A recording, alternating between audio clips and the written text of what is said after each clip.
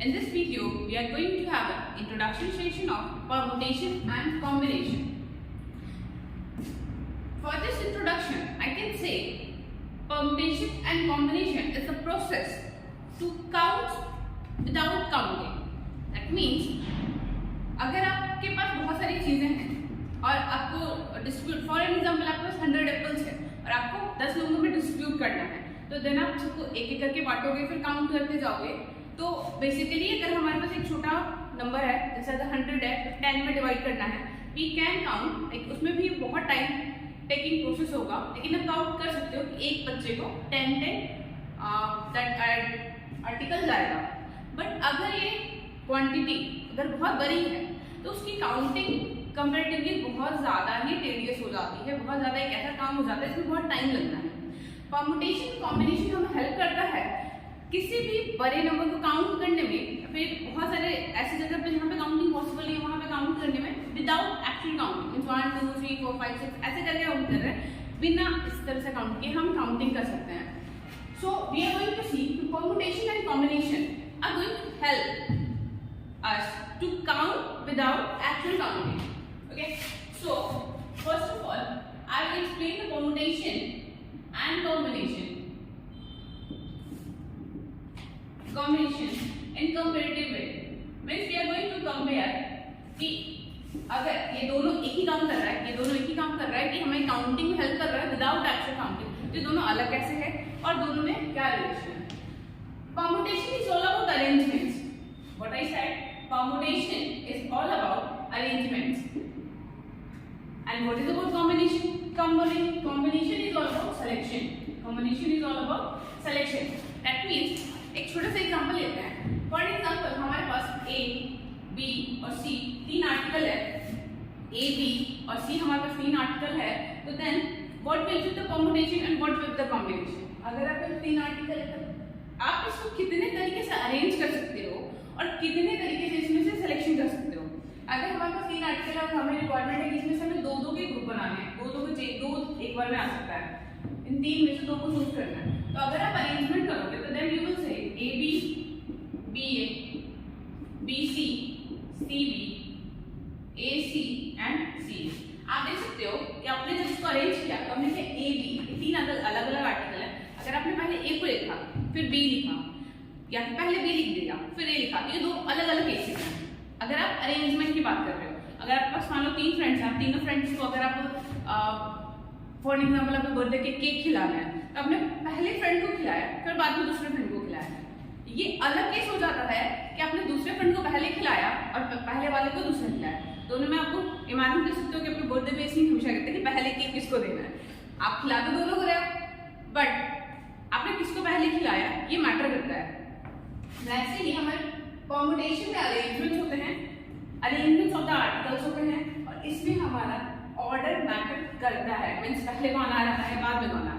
ठीक है, तो आप कह सकते हो कि अगर हमारे पास तीन आर्टिकल है और दो के परम्यूटेशन करने हैं, दो का अरेंजमेंट करना है, तो there will be complete 6 permutation. There will be how many permutation? 6 permutation. Let's come to the selection. A, b और सी अगेन तीन आर्टिकल है. अब हमें सेलेक्ट करना है, तो दो का ग्रुप बनाना है, दो को सेलेक्ट करना है. एक बार में दो को लेके जाओगे. फॉर एग्जांपल आपके बर्थडे का ही सीन लेते हैं और फॉर एग्जांपल अगर बुफे एरिया में सिर्फ एक बार में दो पर्सन आ सकते हैं, तो आप कैसे कैसे सेलेक्ट करोगे? आप इस पे ए पहले बी के साथ जाएगा, फिर बी सी हो जाएगा और फिर सी ए हो जाएगा. तो अब इस पर्टिकुलर टाइप पे जब आपको ग्रुप बनाना है तो आप ये नहीं देखोगे कि किसको किस पहले रखना है बाद रखना है. हम देखें बस एक बार में कौन दोनों जा रहा है. तो there will be 3 combination. Means हमारे पास आर्टिकल सेम था, जितने का अरेंजमेंट या फिर जितने का काउंटिंग करना था वो सेम था. परम्यूटेशन आपके पास 6 आ रहा है और सिलेक्शन दैट इज कॉम्बिनेशन आपके पास 3 आ रहा है. ठीक है, ये तो गया जस्ट एक एग्जांपल.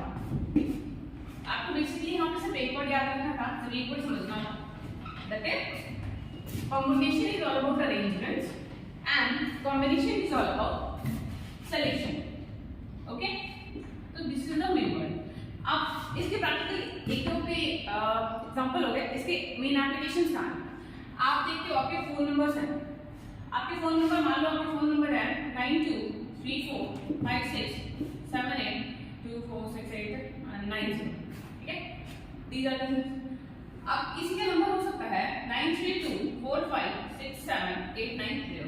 अगर आप कंपेयर करोगे तो दोनों में नंबर ऑफ डिजिट सेम ही है, सेम नंबर टोटल 10 है और एग्जैक्टली जो इसमें है वही इसमें है, बट अरेंजमेंट चेंज हो गया। ये 2 3 है और ये 3 2 है, तो इसमें अरेंजमेंट आने लगा है, यहाँ पे चेंज हो रहा है। अब आपको पता है कि अगर ये नंबर डायल करोगे तो जिसको लगेगा, मान लो पर्सन ए को लग रहा है तो ये नंबर डायल करने पे ए को नहीं लगेगा, ये बी को लगेगा, ठीक है। अगर आपने फोन का पिन बनाया 1 2 3 4 और मैंने अपने फोन का पिन बनाया 1 3 2 4, मैंने तो वही 4 डिजिट यूज किया जो आपने किया, बट वो ज्यादा इसमें मेरा फोन खुलेगा, इससे आपका फोन खुलेगा। आप मेरे पिन से अपना फोन नहीं खोल सकते और आपके पिन से मेरा फोन नहीं खुलेगा। तो what is this? This is permutation. Am I clear? I hope so. Now, one very practical example. हम बचपन से अपना नेशनल फ्लैग बहुत प्राउड के साथ फहराते हैं, उसमें कितने कलर्स हैं? बेसिकली अगर हम इस चैप्टर को छोड़ दें तो हमारे पास 3 कलर हैं। हम क्या कहते हैं, हमारा जो नेशनल फ्लैग है वो ट्राई कलर है, टोटल उसमें 3 कलर है। फर्स्ट हमारा सैफरॉन आता है, केसरिया, फिर हमारा व्हाइट आता है, सफेद, और फिर हमारा ग्रीन आता है, दैट इज हरा, ठीक है। हमारे ये कॉम्बिनेशन है, हम कहते हैं कि हमारा national flag is a combination of 3 colour. Actually it's a combination of 3 colour, saffron, white and green. आपको बता दूं, अगर किसी ऑर्डर को चेंज करो और इसके पार्टिकल को अगर आप ग्रीन को ऊपर करते हो, व्हाइट को बीच में रखते हो, सैफरॉन में कोई सफल करते हो इसको, तो ये आई गेस आयरलैंड का नेशनल फ्लैग बन जाएगा। तो that will be second combination of these 3 colours. तो यही 3 कलर की हेल्प से अगर हम दूसरा कॉम्बिनेशन बनाते हैं तो हमारा इंडिया की जगह आयरलैंड का नेशनल फ्लैग बन जा रहा है। मैं क्लियर विद दिस थिंग? तो कॉम्बिनेशन समझ में, कॉम्बिनेशन में क्या कहते हैं, अरेंजमेंट्स करते हैं और अरेंजमेंट्स में ऑर्डर मैटर करता है, ठीक है। इसके प्रैक्टिकल एग्जांपल्स क्या होंगे? अगर मैं इसको समराइज करूं तो इसमें हमारे पास आता है मोबाइल नंबर, हमारे पास आता है हमारा पेन, हमारा नेशनल फ्लैग भी कह सकते हो, कॉम्बिनेशन वाला नेशनल फ्लैग। अब ये हमारा कॉम्बिनेशन है, तो हमारा कॉम्बिनेशन क्या है? हमारा कॉम्बिनेशन मैंने बोला सिलेक्शन होता है। Selection means what? अगर हमारे पास टोटल मेरे साथ मान लो 10 बच्चे और फॉर पर्टिकुलर कंपटीशन मुझे पेयर बनाना है, मींस वो डांस कॉम्पिटिशन हो सकता है, ड्राइंग कॉम्पिटिशन हो सकता है, उसमें वो 2-2 के पेयर में जाना है, तो एक बार में 2 जाएगा। तो इसमें से टोटल कितने ग्रुप बन सकते हैं? तो आप बोलोगे इजीली 5 बन सकते हैं। इसको मैं 2 2 2 2 2 करूंगी, आपको मैटर नहीं करेगा कि एक को बाहर भेजना, 2 को बाहर भेजना, इन दोनों को मिला के एक ग्रुप बनना, ये दोनों जाएगा, पहले को अंदर मैटर नहीं कर रहा है इसमें। तो जब आप ग्रुप बनाते हो तो हम कॉम्बिनेशन करते हैं, क्योंकि हम वहां पे क्या कर रहे होते हैं, क्या कर रहे होते हैं, सिलेक्शन कर रहे होते हैं, okay. So combination is all about selection, combination is all about arrangement, okay. इसमें से कुछ नोट करना है हमें, हम अपने कुछ बेसिक थिंग पास, इसके हम प्रैक्टिकल एग्जांपल सॉल्व करेंगे।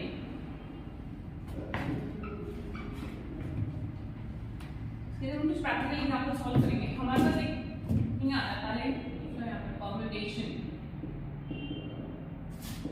अभी हमने किया this is our arrangement. Combination के बाद आता है हमारा combination. Combination is all about selection. अब next thing is factorial. What do you mean by factorial? जब आप इसके प्रैक्टिकल एग्जांपल सॉल्व करने जाओगे कि आपके पास 15 पर्सन्स हैं, उसमें से हमें 11 के ग्रुप बनाने हैं, तो कितने बन जाएंगे, कितने तरीके से सिलेक्शन हो सकता है? आप इससे क्वेश्चंस लिखते होगे कि there is a father with 7 children, 7 children को वो एक बार में 4 लोगों को लेके जा सकता है पार्क, तो कितने बार लेके जाएगा? अगर कंडीशन ये है कि कोई बच्चा रिपीट नहीं होना चाहिए, मीन्स 4 में से ये बच्चा बाकी किसी तीसरे के साथ जा सकता है, बट ये बच्चा यही नहीं तीनों के साथ सिर्फ एक बार जाएगा। तो उस टाइप के क्वेश्चन में इफ और बहुत सारे क्वेश्चन है जिसमें हमारे पास एक पर्टिकुलर मैथमेटिकल थिंग यूज होगा, that is factorial. Factorial is just about just like addition करते हो, मल्टीप्लिकेशन करते हो, एक मैथमेटिकल ऑपरेशन है, वैसे हमारा फैक्टोरियल भी मैथमेटिकल ऑपरेशन है। What do you mean by factorial? Let's define it. Factorial कैसे इजीली डिफाइन आएगा, product of, it is product of first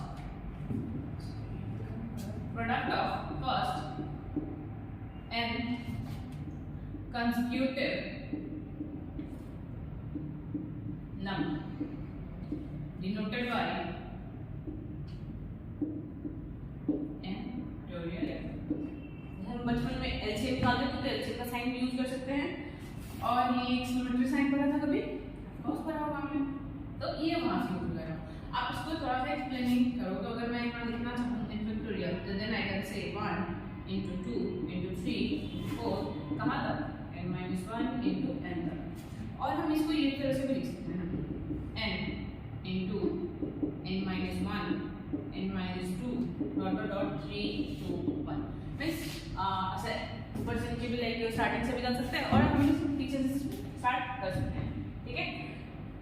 चलो फैक्टोरियल बेस से क्वेश्चन सॉल्व करते हैं। यहाँ पे एग्जांपल ऑफ फैक्टोरियल, मान लो आपके पास है 1/9 plus 1/8 equal to x by, ठीक है। अब यहाँ पे इसका क्वेश्चन बेसिक क्वेश्चन है जिसमें हमें पूछा जाएगा what is the value of x। मैंने आपको बोला कि उस तरह से लिख सकते हो, देख n equal to n into n minus 1 dot dot dot। तो अगर आप n फैक्टोरियल लिख रहे हैं तो ऐसे लिख रहे हैं, अगर n minus 1 फैक्टोरियल लिखेंगे तो क्या वो n minus 1 n minus 2 dot dot ऐसे आएगा, कहाँ तक 3 to 1 तक, 3 to 1 तक। तो अब एक बात बताओ, क्या है यहाँ से यहाँ तक के पोर्शन को n minus 1 फैक्टोरियल लिख सकते हैं? तो आप कहोगे यस ऑफ कोर्स लिख सकते हैं।